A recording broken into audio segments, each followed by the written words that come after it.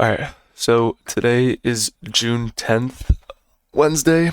I'm gonna be talking about why I didn't take the 10 a.m. rejection block setup and what I ended up taking, which was down here that happened at around, I don't even remember, 11:40. So, coming into the market today, let me replay this. I get on the charts around here and I'm looking for, after seeing what we're looking like here, I'm looking for displacement higher and then a rejection for a short.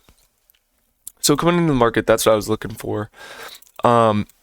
Market opens and we pump higher, so I get what I wanted, and then I wait for the 10 a.m. to open.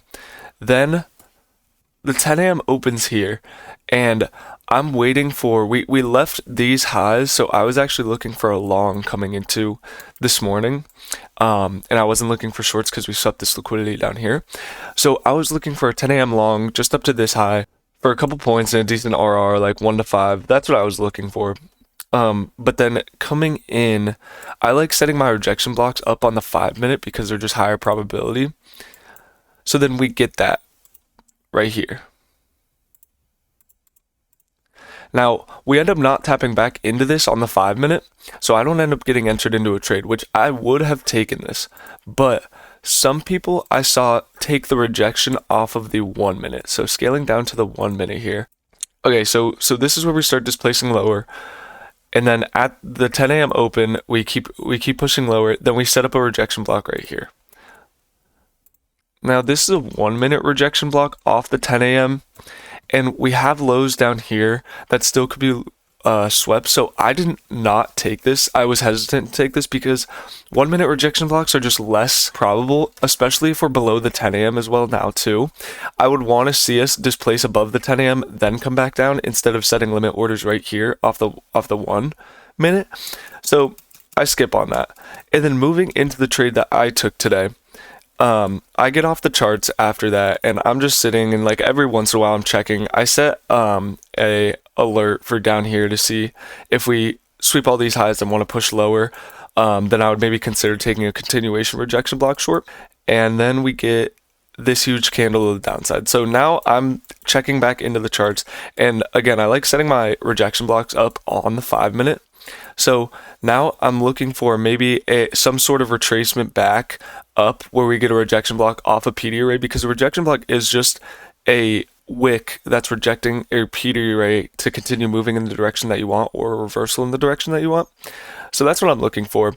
I'm looking for us to tap back up somewhere in here and then look for displacement lower. Moving into the 5 minute.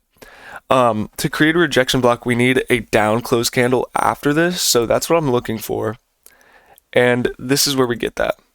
So I mark this rejection block out right here, and I'm looking for it to fill OTE before I get entered.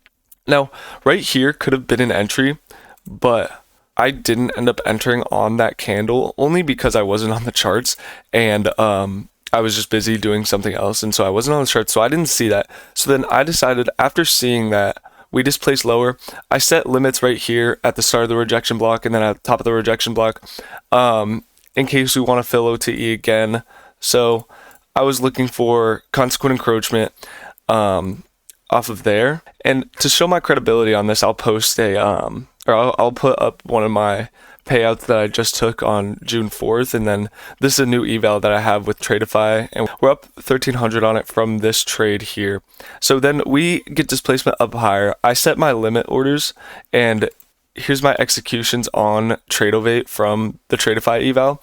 I took profits right here and right here, but moving back, so I have limits set now, and I get tapped in right there.